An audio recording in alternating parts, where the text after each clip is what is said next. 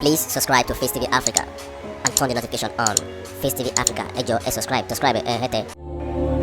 Face TV was Swoby.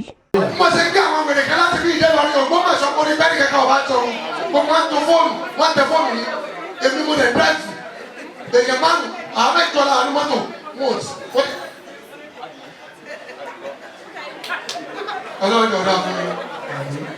ẹ̀ ní ká ọ̀rọ̀ yóò dá yọ gbogbo dẹ́ fi lé wọn lọ́wọ́ onídàgbàrà fún yín ẹ̀ ní kò pẹ̀rẹ́ kẹ́yà bà á èyí tó ń dá lọ́rọ̀ yóò ní pàdé bí mo ti fẹ́ yẹn bẹ́ẹ̀ náà ní kó rí fún mi torí lọ́la àwọn tẹ́lẹ̀jọ́ kan ẹ̀wọ̀n ògbógbó yìí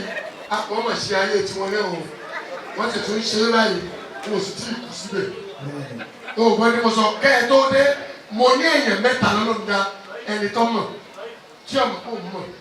táyé mọ̀ kò mọ̀ ẹni kan mọ̀ ẹ tí ọmọ tí rí rẹ̀ ń yẹn tó mọ̀ táyé mọ̀ pé kò mọ̀ ẹni kan mọ̀ ẹ ọ bí ya yín rí gbẹ jókòó tẹ bá jókòó ẹbí sẹ́yìn lé ọlọ́dún bá ṣe àárọ̀ gbogbo yín jẹ ìdókòwò kọkẹrẹ ẹsẹ̀ wà nù yín ìwọ yẹ wà nù yín èmi kọ́ mo bá tẹ́kọ̀ọ́ nù ẹ̀jẹ̀ tí ara kan gbó bẹ́ẹ̀ ẹsẹ̀ ń dùn òun ló bẹ́ẹ̀ sí ẹsẹ̀ ń dùn ẹ̀ wọ́n kò sí pé bẹ́ẹ̀ sílẹ̀ wọ́n pẹ́ mọ́ ẹlẹ́sẹ̀ méjì orí ẹ̀ kú rẹ̀ nígbà wọn bẹ fún ẹ bẹ́ẹ̀ sí lọ́dọ̀ ọ̀tọ̀ ẹsẹ̀ yìí dùn mí ìlú ló máa ń dùn ìwé sọ bẹ́ẹ̀ kẹ́ wá dúró bí ẹsẹ̀ dùn sí